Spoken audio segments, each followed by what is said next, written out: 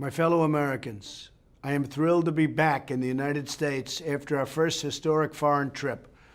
Over the course of 9 days, Melania and I traveled to some of the holiest sites in the 3 Abrahamic religions and met with nearly 100 foreign leaders. Everywhere we went, my goal was to advance American interests, to build a coalition of nations to drive out the terrorists, and to unlock a future of peace, prosperity, and hope for all Americans and people around the world. In Saudi Arabia, I was honored to participate in a historic summit with the leaders of more than 50 Muslim and Arab nations, where King Salman and many other leaders expressed their desire to take on a greater role in defeating terrorists who murder innocents of all faiths. At this unprecedented summit, we opened a new center to combat extremist ideology, launched a task force to block funding for terrorists, and agreed to a massive economic development deal that will create hundreds of thousands of new jobs in the United States. I also discussed the importance of the nations of the region taking more responsibility on migration so that more young people are part of creating a better future in their home societies. From Saudi Arabia, I traveled to Jerusalem, where I reaffirmed the unbreakable bond between the United States and Israel.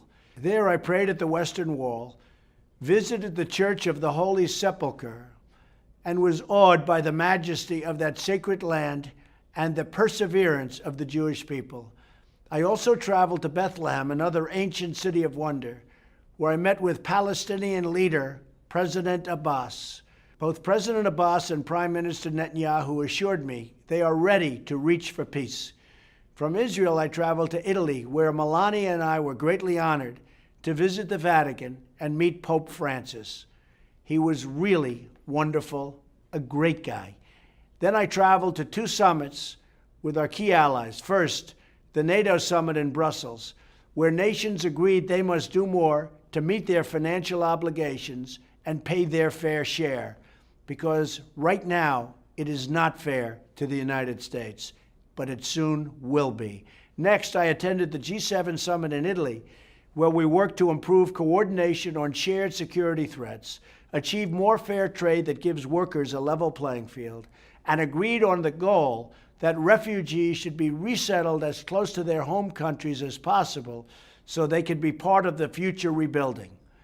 Before we returned home, I was delighted to conclude my trip by visiting American military families. Unbelievable people, the true source of our strength. We will always protect those who protect us. Our first foreign trip was full of historic and unprecedented achievements.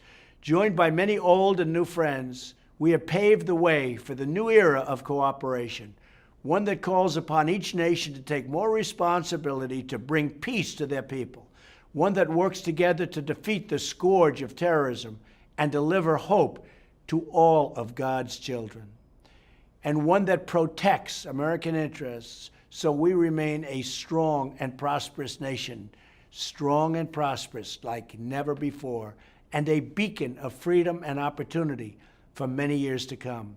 Thank you, God bless you, and God bless the United States of America.